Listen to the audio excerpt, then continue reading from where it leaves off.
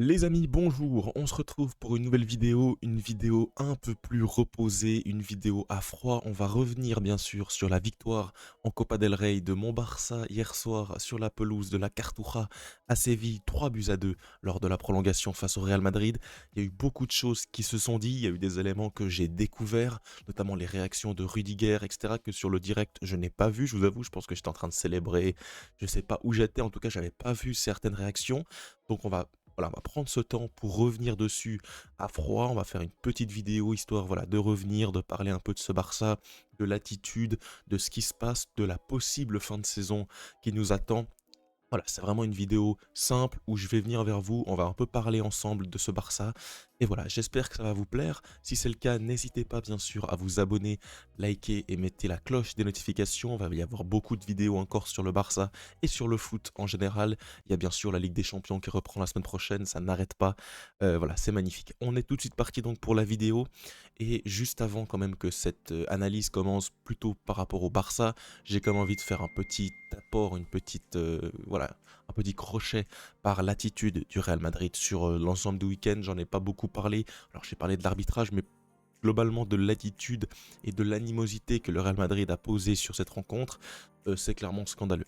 J'ai vu énormément de clips passer, notamment du Winamax FC, notamment de beaucoup de débriefs différents sur YouTube. Les avis se rejoignent. Le Real Madrid a été totalement scandaleux sur ce week-end, déjà à commencer par la pression mise sur l'arbitre de la rencontre, que ce soit par le biais de Madrid TV, que ce soit par le biais pendant le match, que ce soit par le fait de ne pas venir à la conférence de presse, de menacer de ne pas jouer le match, de menacer des choses. Bref, ça a été un contexte qui n'était pas du tout propice à jouer le match. L'arbitre en tant que tel, je l'ai trouvé également pas prêt psychologiquement, émotionnellement à arbitrer une telle rencontre. Maintenant, pour la fédération, y avait-il un meilleur choix? Est-ce que tu pouvais réellement changer d'arbitre? Parce que si tu changeais d'arbitre, ça allait être un scandale monumental. Par contre, de laisser l'arbitre, finalement, est-ce que c'est pas aussi une erreur? Bref, on va pas revenir dessus parce que je pense qu'il n'y avait pas de bonne solution, clairement. Maintenant, la décision a été prise, celle de garder l'arbitre. Pour moi, c'est la meilleure décision. Maintenant, cet arbitre, il a commis des erreurs. Il a commis des erreurs, c'est pas non plus un scandale de le dire. J'ai entendu des Madrilènes nous dire: ah ouais, les Barcelonais, ils crachent sur l'arbitrage alors que nous aussi, on était d'accord pour le changer. Les gars, ça n'a rien à voir. Vous étiez d'accord pour le changer pour des mauvaises raisons, et nous, on analyse juste son match. Son match qui est pas bon. Il a loupé énormément d'erreurs, et moi, je n'incombe pas ça seulement à cet arbitre-là, parce que je trouve qu'il a notamment fait des bonnes actions, il a sifflé des belles fautes, etc. Mais j'incombe également la VAR, les arbitres présents dans la VAR. Parce que pour moi, c'est la VAR, la réelle responsable d'appeler ou non l'arbitre. Que ça soit sur le penalty non sifflé, sur Koubarsi, où il se fait tirer le maillot, sur Ferran Torres, pour moi c'est le plus flagrant, ou même sur la main de Valverde, où pour moi il y a ambiguïté, parce que la main ne touche pas le sol, et aussi pour le carton rouge de Tchouaméni, qui arrive en ciseaux sur la jambe de Olmo, par derrière. Pour moi, c'est carton rouge absolument tous les jours. Voilà, ça n'a pas été checké, ça n'a pas été revu. Par contre, ça c'est étonnant, lorsque le Barça obtient un penalty, immédiatement la VAR intervient pour, bien sûr, contredire cette décision. Bref, comprendra qui pourra, en tout cas cet arbitre a été calamiteux, la VAR a été calamiteux, et tout ça dans un contexte, en plus de ça, les Madrilènes ont osé se plaindre, ont osé critiquer, ont osé balancer des objets, des projectiles sur l'arbitre. Ils ont eu l'outrecuidance de se permettre d'en quasiment en venir aux mains. Quand je parle de Rudiger qui se jette sur l'arbitre, il a fallu que son staff l'intervienne à plusieurs, ils étaient 5-6, essayer de contenir Rudiger. Vinicius qui rentre 10 mètres dans le terrain pour essayer de lancer, alors je sais pas s'il lance ou il mime le geste, en tout cas Rudiger qui prend des glaçons, qui le balance sur l'arbitre, c'est totalement scandaleux. L'image qui est renvoyée par ce court instant, par cette séquence de la part des joueurs du Real Madrid, elle est calamiteuse, c'est du jamais vu. C'est du jamais vu de la part de joueurs de s'énerver de la sorte, de balancer des projectiles. Non mais on est où? On est où les gars? On est où? Il y a des enfants qui regardent, il y a les jeunes du Real Madrid qui regardent. L'image qui est renvoyée, elle est calamiteuse, elle est minable, elle est catastrophique. C'est lamentable. J'espère réellement que que la fédération va prendre ses responsabilités et va punir, sanctionner, suspendre ses agissements. Et j'espère et j'attends de la part. Alors, j'ai vu que Rudiger s'est excusé via Instagram. Je vous avoue que j'en ai rien à fiche. C'est pas les excuses qui vont annuler son comportement. J'attends que Fiorentino Pérez arrive, prenne des sanctions contre le joueur, prenne des sanctions, que la Ligue prenne des sanctions. J'attends des choses. J'attends des choses parce que ce n'est pas normal. Il faut mettre des mots à ça, il faut le dire, il faut pas avoir peur de le dire. Et moi je le dis, ce n'est pas normal de se comporter comme ça, d'être aussi véhément quand tu vois Carvaral en tribune en train d'insulter l'arbitre. Ce n'est pas normal. Le climat, il est néfaste. Le climat, il est désastreux. Il est désastreux. Et en plus, je ne me plains même pas de mes erreurs. Là, c'est le Real Madrid qui se plaint de l'arbitre, alors que l'arbitre, il les a avantagés quasiment tout le match. Et sur la faute, donc laquelle ils se plaignent, c'est Mbappé qui donne un peu une claque sur Eric Garcia. Il y a faute, les gars. Donc franchement, c'est calamiteux. C'est calamiteux. Ils ont été nazes de A à Z, même pas de A, de avant A. Et de après Z, après le match. Avant le match, apparemment, il y a 3 joueurs expulsés. Vasquez, Bellingham, Rudiger. On va voir également si ça a des répercussions en Liga. Ça serait normal, ça serait logique, tu ne peux pas agir comme ça. Donc voilà, en tout cas, ça c'était le point pour le Real Madrid. Ça me tenait vraiment à cœur de le faire parce que je trouve ça calamiteux. Et de l'autre côté, tu as ce Barça uni. Alors oui, forcément, il n'y a pas tout qui a été bien dans l'histoire du Barça. Clairement, je ne vais pas vous dire. Il y a eu des choses, moi, il y a eu des réactions, notamment de Xavi, qui m'ont pas plu par rapport à l'arbitrage. J'aime pas me cacher derrière ça. Maintenant, je trouve qu'ils ont fait preuve d'énormément de caractère, d'énormément de fierté, d'énormément d'orgueil.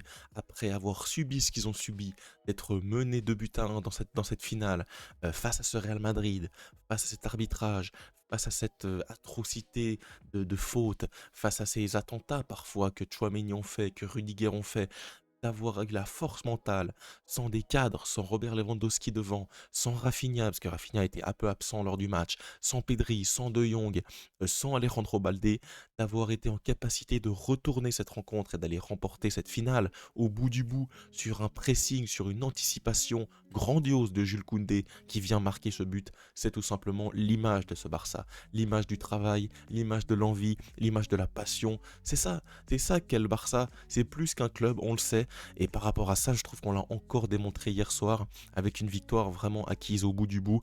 Et moi, ça me fait très plaisir. Ça me fait extrêmement plaisir tant dans la manière. Alors, la manière, on a débriefé la rencontre. La deuxième mi-temps, il y a eu des choses moins bien. T'as pas réussi à ressortir les ballons. Maintenant, aujourd'hui, on fait quelque chose de beaucoup plus global. Je trouve que c'est quand même vraiment bien que ce Barça ait remporté cette rencontre. Je n'ose même pas imaginer les répercussions qu'aurait eu une défaite du Barça avec toutes les images qui auraient circulé, toutes les polémiques, ça aurait été encore infâme. L'arbitre aurait été incendié par les supporters du Barça, il l'est. Mais ça aurait été d'autant plus grave, ça aurait remué énormément de choses. Donc heureusement que le Barça a réussi à s'imposer. Mais quelle victoire de ce Barça, quelle victoire d'un groupe, d'un collectif, d'une idée, de Hansi Flick qui arrive cet été. Moi j'étais vraiment très anxieux de la part du recrutement d'Hansi Flick. Je me disais, est-ce que ça va coller? Quelqu'un qui parle pas espagnol, qui va imposer ses idées. C'est l'entraîneur qui nous a infligé 8-2. J'ai eu beaucoup de doutes, je suis passé par beaucoup d'émotions. Et puis finalement, dès le début de saison, dès la pré-saison, on a vu des choses, on a vu une attitude, on a vu un état d'esprit, on a vu vraiment quelque chose se dégager de la part d'Hansi Flick et de son groupe.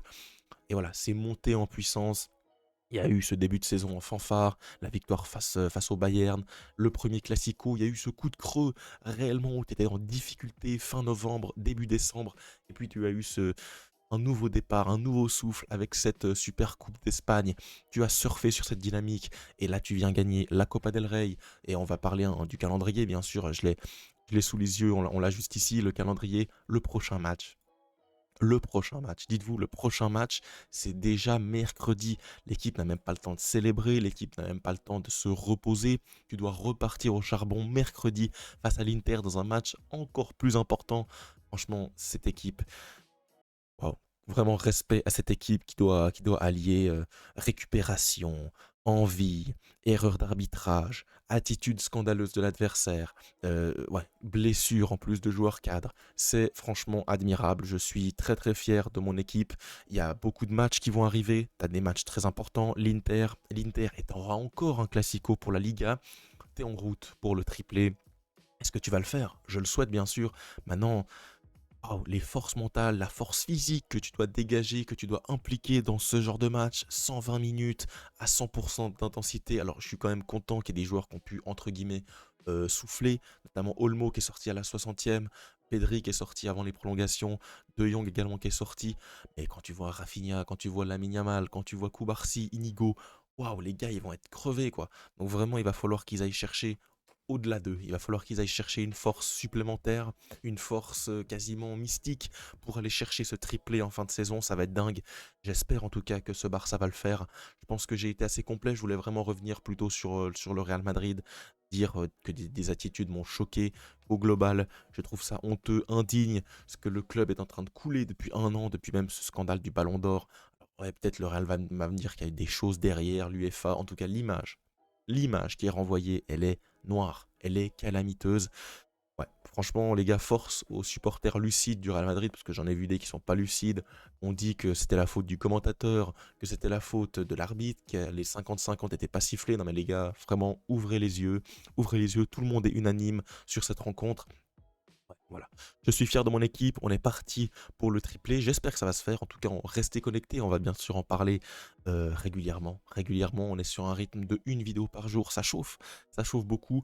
Et nous, on se retrouve ben, très vite pour de nouvelles vidéos. Il y a la Ligue des Champions qui arrive, il y a le PSG Arsenal qu'on va débriefer. On va en parler, on va les pronostiquer. Ça va être dingue, cette fin de saison. Donc les amis, n'hésitez pas à rejoindre le train, de rejoindre l'aventure. Et on y va tous ensemble. Merci à tous pour avoir suivi cette vidéo jusqu'à son terme. Si c'est le cas, n'hésitez pas à mettre champion dans les commentaires, comme ça je saurai que vous aurez vu cette vidéo jusqu'à son terme. Et on se retrouve très vite. Ciao ciao et Visca Barça.